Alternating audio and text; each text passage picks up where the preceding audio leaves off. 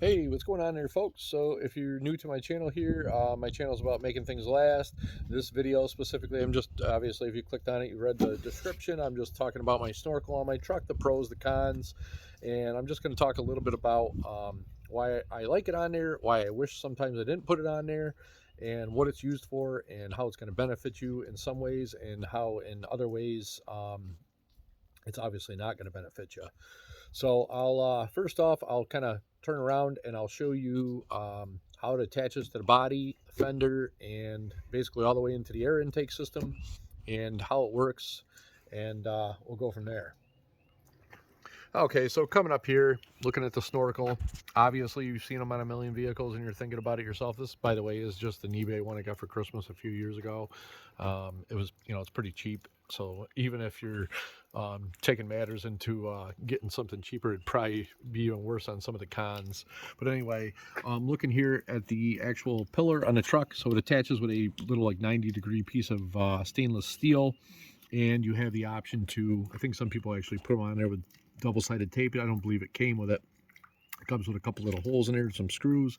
So I had actually went ahead and I put it on there with rivets. I drilled a couple of holes in the pillar and I riveted it on there so it's nice and sturdy, and I just hope to the fact that I never had anything that was actually going to rip it off there. Talking about the cons again, so if you do ever want to remove this from your truck, you're obviously going to have to you're going to have a couple of holes here, and you're going to have to fill the body in there, and you're going to have to seal it up and repaint it and all that stuff.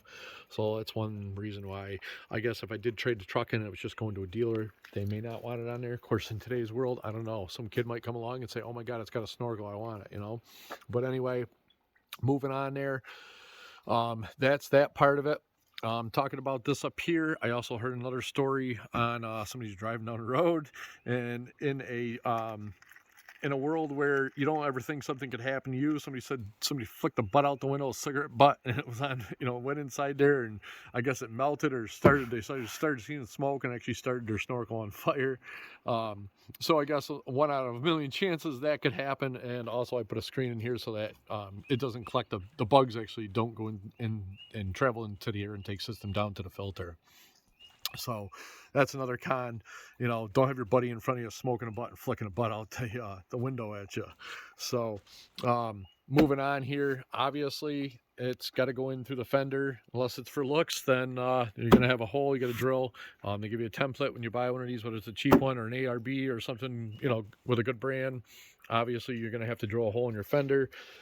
So, the cons on drilling a hole in your fender is, again, if you wanted to take this off here and you wanted to trade the truck in, and you weren't going to leave it on there, obviously you're going to have to either, well, obviously it'd be best just to replace the, take the snorkel off there and replace the fender and repaint the fender and all that stuff.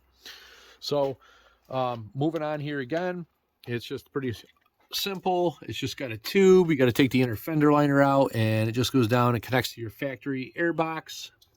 And it'll go into what I have a K&N filter in here, so it's just going to go into that. So that's another thing. So talking about the pros on this thing, obviously it acts as a real true cold air intake, and you're not going to be pulling whatever gets of debris and stuff, where it would pull up inside the regular fender liner up there. It would just pull the air out of there, where it could be dust and things like that. I guess with the third gen Tacoma, they actually, when they come factory on some of them, they consider this a desert air intake, and it's supposed to allow to get, I don't know, I guess cleaner air, because it's higher, it's not right where the wheel well is, where all the dust is going to be kicking up and things like that. So that's that. Now let's talk about what it's used for. Again, obviously as a cold air intake or a desert air intake to take nice, clean, cold, dry air, and that's great. Talking about, okay, now I've got a snorkel. Let's go find the deepest mud hole or deepest little pond, or let's go rescue somebody. And I got a snorkel. I can go in there. Well, let's talk about that. First off, I'm not. I believe it was on Matt's Off-Road Recovery. I just watched this video about a month ago.